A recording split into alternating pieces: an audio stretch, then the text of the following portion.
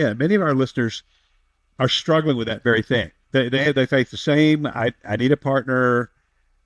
How do I get one that is what you just described? Faithful, trustworthy, open, aligned at the heart. I mean, how did you do that? Yep. Mine was a little bit of an easier path, but I'll kind of add a couple of side notes to it. I get a lot of suspicious, young men here that ask me the same thing, locals, that because they are also looking for, on the flip side, hey, how did your partner meet you? How do you meet an American? What are the chances of that in our lifetime? Because everybody here has a business they want to fund or, partner with. So, and on the other level, now there was a guy here already. There was only one other guy that I knew and that was aware of, and that was confirmed, that was here. And he was actually his partner already in a travel business. And so there was a it was really a warm connection, not cold, that came in. But I think the underlying, to better answer the question for your viewers and subscribers and for you, is to say, look, I'm a yes guy, always have been. I operate out. Some people are built. One of their basic needs is comfort. I don't think comfort and courage can exist in the same sphere. But you were talking about a lot of the young men in your community are wanting to know, how did he find you? How you felt God was saying, this is your man, because that's such a huge thing and a big thing. I mean, really important thing for our colleagues around the world. So I had more of a, I wasn't out banging on doors looking for this, So I had just said, yeah, let me do that. That sounds scary and unique. Go teach a marketing, class on a local island to a bunch of small islands with local business entrepreneurs.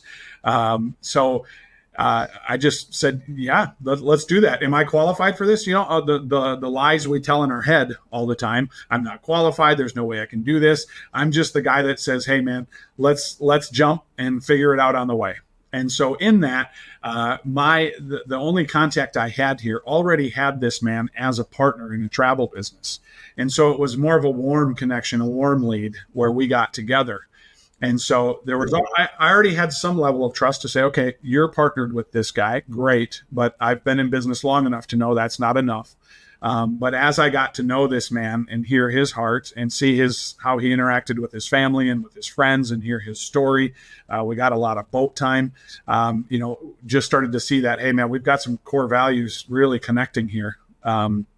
Maybe there's some major things that we'll eventually talk about, but on this level, this feels correct. I trust this because I trust other things in my life that I come to depend on every day, right? And so those are the key parts that everything felt well. And I'll tell you though, the one thing that really anchored me when we were actually getting in, after we had kind of made decisions and started to get into the nitty gritty, he made a statement early on where he said, hey, look, our investors are going to be the most important piece of all of this. So we will always take care of them before we take care of ourselves. And that was like music to my ears, because that is not the norm here. That is not what happens on a daily basis. There are many very opposite and alternate things happening, and most do not come back and invest twice. So, that's a problem. It is a problem. So I'm going to ask you a sensitive question, and I'll let you answer it with whatever discretion you feel is wise. A lot of people looking at what you just said would say, but he's not family. And I of course, I'm not one who is saying that, but I know somebody's going to ask that question. I'm just curious, how do you think about it? How would you answer that? You probably have been asked somewhere in your circle. How do you think about it? How do you answer that? It's interesting because I have not been asked that. And so, I find that a little surprising. It's funny because I was actually just reading that today. So that's an interesting part. But I'll I'll tell you right here, when I'm already in a place that has no access, okay, where there's not been a story told yet, there hasn't been, there is no connection, there's no road that leads there, where there is one who hasn't been named. Um, Yep. you tell me what are the options, Mike? Okay. I, is there sovereignty in place that's operating that will give so much grace so that we can connect and have relationship with people that we know their destinies are going to be impacted by our relationship? Correct. Yeah.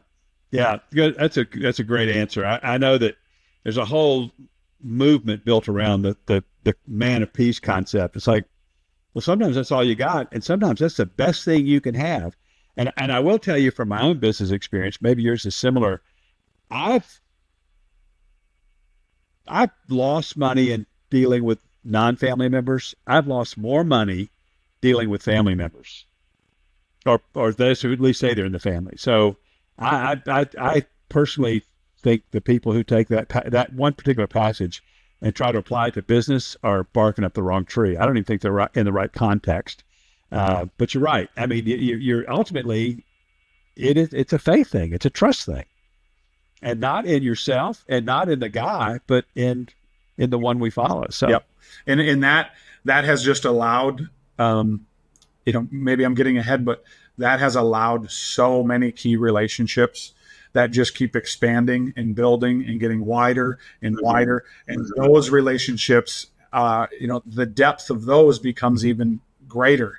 And so I am allowed to freely have conversations about anything with these deep relationships.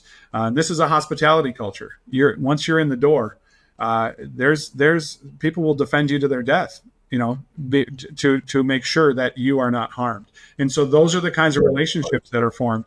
And so in that context, I can talk about anything. And those key relationships will bridge to other key relationships.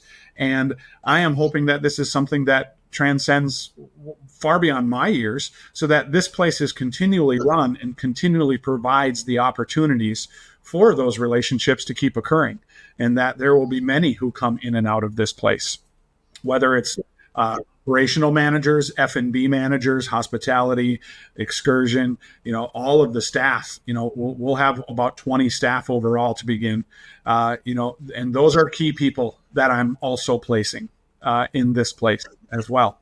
Once you're sort of into the network, I guess, to use a Western term, but it's a very difficult way for Westerners to think, because we are so transactional and so compartmentalized.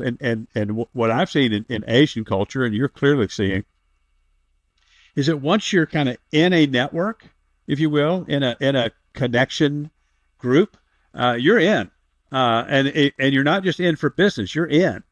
We used to run across the term in Southeast Asia a lot. They would ask the question, "Whose roof are you under?" All right, and it wasn't a mafia term. I said, "Oh, that's mafia." I said, "No, it's whose protection, whose house are you in?" And once you're in the house, it's very biblical when you think about it, right? I mean, the son has free roam of the house. The servant does not. And so once you're in the house, it's a beautiful thing.